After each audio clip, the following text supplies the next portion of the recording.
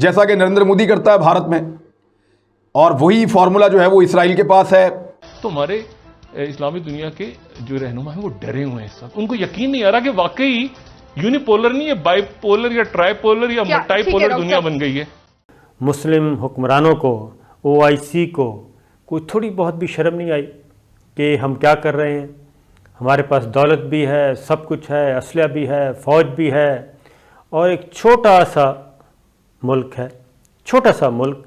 8.7 यानी कि 87 लाख यहूदी हैं। क्या करारदादें हो रही हैं जी। इमरान खान ने मजम्मत कर दी, शाह महमूद ने मजम्मत कर दी। ओ भाई कोई काम करो। रुदवान ने कहा ना कि मुझ पे दबाव है। जमात इस्लामी को क्या हुआ है?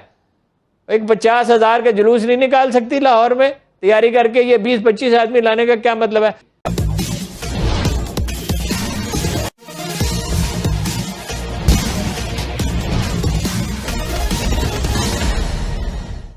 इजराइल फिलिस्तीन विवाद के बीच कल ओआईसी की एक बैठक हुई, पर 56 मुस्लिम देशों की संस्था ओआईसी इजराइल के खिलाफ कार्रवाई करने के लिए कोई प्रस्ताव पास नहीं कर पाई। पर इस प्रस्ताव पास न होने में भी पाकिस्तानी मीडिया भारत का हाथ तलाश कर लिया है, और पाकिस्तानी मीडिया यह कह रहा है कि इजराइल के प्रधानमंत्री नेतन्याहू मोदी के राह पर चल रहे हैं। इस संबंध में आगे क्या चर्चा हो रही है, आइए आगे सुनते हैं पाकिस्तानी मीडिया से। जैसा कि नरेंद्र मोदी करता है भारत में, और वही फॉर्मूला जो है वो इसराइल के पास है। आसरा या तसल्ली नहीं दूंगा कि वहाँ पे हम जा रहे हैं, आज़ाद करवाने जा रहे हैं, मुसलमान मिलकर जंग करने जा रहे हैं। फिलहाल ऐसा होता हुआ नज़र नहीं आ रहा। अब उसके पास एक ही रास्ता है कि वो फ़लस्तीनियों को इतना नुकसान पहुँचाए और इतने बड़े पैमाने पर इस जंग को ले जाए और इतना ज़्यादा इसको छेड़ दे और मुसलमानों को इतना बड़ा नुकसान दे दे कि उसको सियासी फायदा जो वो ढूंढ रहा है वो हासिल हो जाए। हाँ, अभी तक दुनिया को यकीन नहीं आ रहा कि ऐसा तो नहीं कि रशिया जो है जिस तरह पहले मशरिक़ वस्ता में आया था तो ईरान में आज़रीज़ को और कुर्दिश को छोड़ के फिर वो इतने साल तक जमाल अब्दुल नासिर और इन सबको सपोर्ट किया, उनका ही अंजाम हो। तो ऐसा तो नहीं कि हम इस वक्त खुल के रशिया की हमायत कर दें या चाइना की हमायत कर दें। अमेरिका के लिए तो तैयार हैं, वो तो दिलो जान पड़ सकता। ऐसा तो नहीं कि उनके साथ खुल के बात कर दें हमारा भी वही अंजाम हो आगे जाके जो उनके हुक्मरानों का। तो हमारे इस्लामी दुनिया के जो रहनुमा हैं वो डरे हुए हैं इस वक्त। उनको यकीन नहीं आ रहा कि वाकई यूनिपोलर नहीं है, बाइपोलर या ट्राइपोलर या मल्टीपोलर दुनिया बन गई है। मुस्लिम हुक्मरानों को, ओआईसी को कोई थोड़ी बहुत भी शर्म नहीं आई कि हम क्या कर रहे हैं। हमारे पास दौलत भी है, सब कुछ है, असलहा भी है, फ़ौज भी है, और एक छोटा सा मुल्क है, छोटा सा मुल्क। 8.7 यानी कि 87 लाख यहूदी हैं, और पूरी दुनिया में हैं 1.5 करोड़ यहूदी।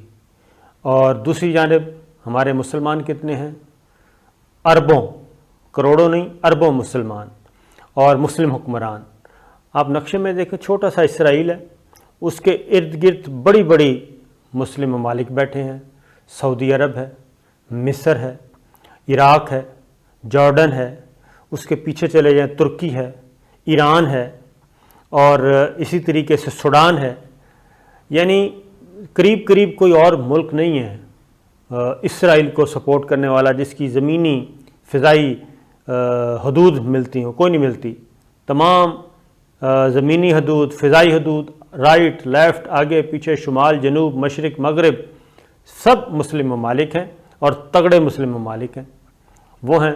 उनके पीछे भी, यानी कि अगर ईरान, इराक़ के बाद ईरान है, सऊदी अरब के बाद सूडान है, यमन है, जॉर्डन है, सारे मुल्क, उन सारे मुस्लिम ममालिक में वो एक यहूदी रियासत, नाजायज़ रियासत बनी हुई है जी, और घेरा हुआ है। लेकिन हमारे ओआईसी का इजलास हुआ। पहले तो मैं ज़रा वहाँ पे बता दूँ कि इधर ओआईसी का इजलास हो रहा था, और दूसरी जानिब इसराइल में क्या हो रहा था, फ़लस्तीन के साथ क्या हो रहा था। वहाँ पे मुसलसल गोला बारूद फेंका जा रहा था, और ओआईसी के इजलास के दौरान ही पहले से पता था। लेकिन चूँकि एक ख़बर मैं आपको दे दूँ, ज़मीन का मसला तो ये है ना कि आप जितने कमज़ोर पड़ते जाएंगे वो आगे बढ़ते चले जाएंगे।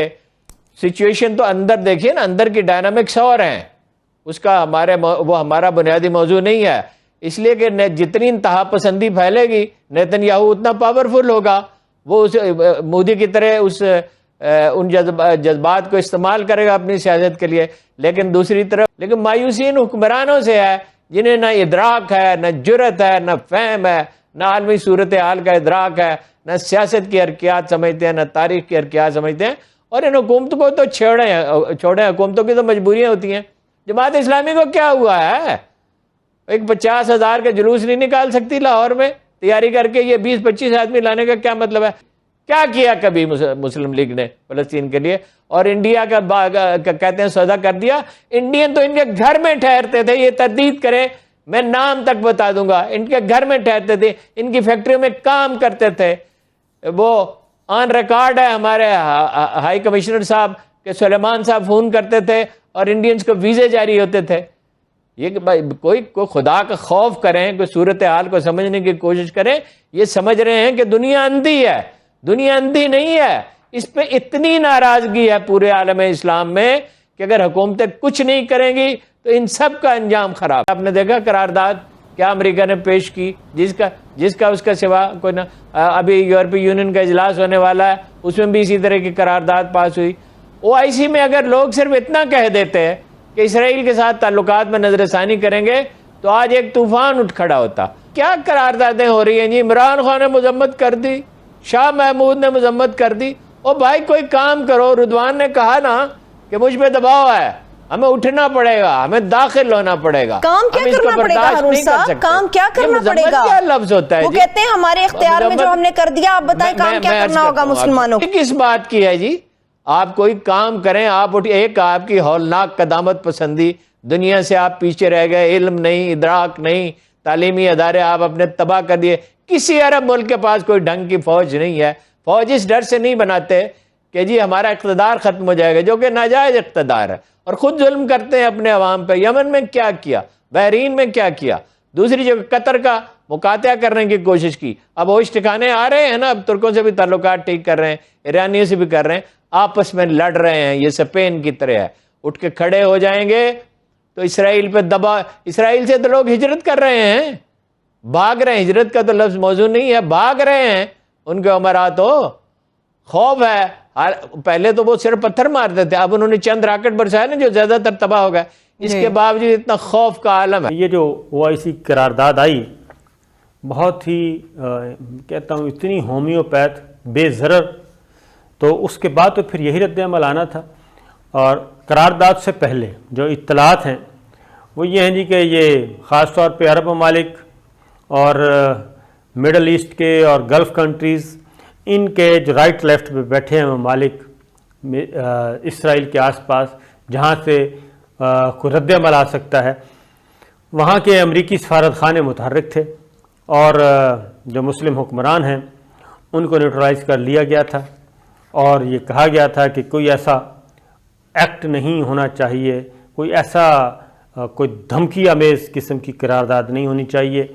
बस आप यूँ समझें कि कोरामीन की टिक्कियाँ आप दे दें, बस गोलियाँ, मीठी गोलियाँ दे देना, इसके अलावा कुछ नहीं। और वाक़तन वो करारदाद ऐसी ही है। वो करारदाद है, हम मज़म्मत करते हैं, हमें तशवीश का इजहार है, फ़लस्तीनियों पे जुल्म सितम हो रहा है, इसको बंद करने का मुतालबा किया जाए। तो वो तो देखिए अमेरिका तो उनकी मदद करेगा। वो जो बाइडेन की मर्जी क्या है? अमेरिका की आपने बात किया, वो कोई अमेरिका से अलग तो नहीं है। जो बाइडेन की कोई मर्जी नहीं है। दुनिया में ताकत की जुबान चलती है, मुसलमान उठ के खड़े हो जाएं। 2.25 अरब मुसलमान हैं, हद हो गई। एक इतना सा मुल्क है, लेकिन वो मुल्क है ना, वो मुनज़्ज़म है। उन्होंने सबसे पहले वैक्सीन लगानी शुरू की, सबसे ज़्यादा तादाद में लगा दी। उन्होंने उन बंजर ज़मीनों को आबाद किया। उन्होंने दुनिया में सबसे ज़्यादा नोबेल प्राइज़ जीते। उन्होंने दुनिया का बेहतरीन असला बनाया। फिर उन्हें अमेरिका की और यूरोप की ताईद हासिल है। आप हाथ पे हाथ रख के किस लिए बैठे हुए हैं? जाती है हारून साहब, अब मामला ये है कि उसका जो मसला है वो ताकत का है या फिर इजराइलियों के लिए जमीन का मसला है? ये हल तलब है मामला। दुनिया में दो ऐसे देश हैं जो धर्म के नाम पर बनाए गए हैं। एक इजराइल जो यहूदी धर्म के मानने वालों के लिए 14 मई 1948 को अस्तित्व में आया, और दूसरा ठीक इसके एक साल पहले धर्म के नाम पर जो देश बना था वह पाकिस्तान था, जो 14 अगस्त 1947 को अस्तित्व में आया। विधि की विडंबना देखिए कि जहां आज इजराइल तरक्की के नित्य नए कीर्तिमान स्थापित कर रहा है, वहीं पाकिस्तान दिनों दिन बदतरी का नया कीर्तिमान स्थापित करता जा रहा है। यह भी एक आश्चर्य की ही बात है कि इजराइल का सबसे ज़्यादा विरोध पाकिस्तान में ही हो रहा है। इसी कारण जो ओआईसी की बैठक हुई थी वहाँ पर इतना ज़्यादा इजराइल का विरोध नहीं था। इसी कारण ओआईसी की बैठक में इजराइल के खिलाफ सैनिक कार्रवाई करने का कोई बड़ा प्रस्ताव या कोई भी प्रस्ताव ऐसा पारित नहीं हुआ जिससे इजराइल को नुकसान हो या ऐसा कहा जाए कि वह इजराइल के खिलाफ हैं। केवल यह कहा गया कि इजराइल वहाँ पर पैलेस्टाइन में ह्यूमन राइट वायलेशन को रोके और यह युद्ध विराम जल्द ही हो जाए। यहूदी दुनिया भर में फैले हुए थे। ओटोमन एम्पायर का कब्जा फिलिस्तीन पर था और यहूदी फिलिस्तीन को ही अपना जन्मस्थली मानते थे। ओटोमन एम्पायर के खात्मे के बाद उस पर ब्रिटेन का कब्जा हो गया, और जब द्वितीय विश्व युद्ध में ब्रिटेन की हार हुई तब ब्रिटेन वहाँ से जाना चाहता था, इसलिए उसको यह अधिकार दिया गया कि जाने के पहले वहाँ पर यहूदी और अरब के मुसलमान जो पैलेस्टाइन में बस गए थे उनके मसले का निपटारा कर दे। फिलिस्तीन के मामले के निपटारे के लिए अंग्रेजों ने वही फार्मूला अपनाया जो उन्होंने भारत के साथ अपनाया था। फिलिस्तीन को दो भागों में बांटा गया। एक हिस्सा जो यहूदियों को दिया गया उसे इजराइल नाम दिया गया, और दूसरा हिस्सा जो अरब मुसलमानों को दिया गया उसे पैलेस्टाइन ही कहा जाने लगा। आपको यह बताते चलें कि भारत वाला दूसरा फार्मूला भी फिलिस्तीन पर लगाया गया। जैसे भारत के बाद जो पाकिस्तान बना था तो पाकिस्तान को भी उन्होंने दो टुकड़ों में किया था जनसंख्या के आधार पर। एक हिस्सा जो आज का पाकिस्तान है, बीच में भारत था और दूसरी तरफ बांग्लादेश है। उसी तरह फिलिस्तीन को भी उन्होंने दो टुकड़े में बांटा, एक वेस्ट बैंक जो इजराइल के दाहिनी तरफ है और एक गाजा पट्टी जो इजराइल के बाएं तरफ है। यानी फिलिस्तीन के दोनों हिस्सों के बीच में आपस में कोई जमीनी संपर्क नहीं है। बीच में इजराइल है और एक तरफ एक फिलिस्तीन का हिस्सा है और दूसरी तरफ दूसरा फिलिस्तीन का हिस्सा है। फिलिस्तीन की राजधानी यरूशलेम में है, और यहाँ पर अलस्का जो मस्जिद है उसी पर हवाई हमले से वर्तमान में जो इजराइल और फिलिस्तीन के युद्ध की शुरुआत हुई थी उसी हमले से शुरू हुई थी। यहूदियों का मानना है कि यह अलस्का मंदिर उनके धर्म का तीर्थ स्थल था या उनके धर्म का मंदिर था। जब यहाँ पर मुसलमानों का ओटोमन एम्पायर आया तो उन्होंने हमारे मंदिर यानी यहूदी धर्म के मंदिर को नष्ट करके और उसकी जगह अपने धर्म का मंदिर अलस्का मंदिर बनवाया।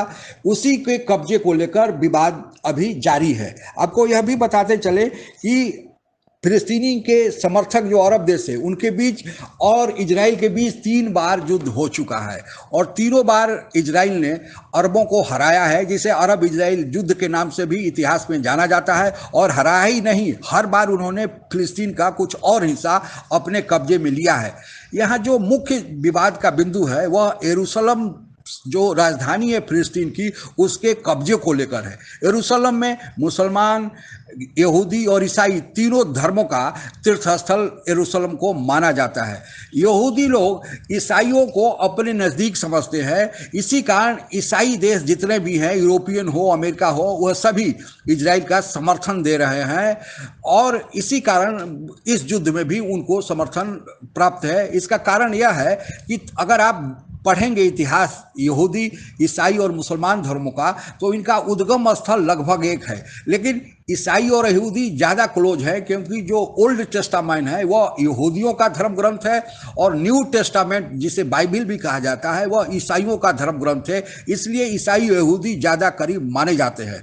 आपको यह भी बताते चले कि यह जो युद्ध है जो अभी इजराइल और यहूदियों के बीच चल रहा है वह धर्म का भी युद्ध है, जमीन के टुकड़े का भी युद्ध है और दो सभ्यताओं के टकराव का भी युद्ध है।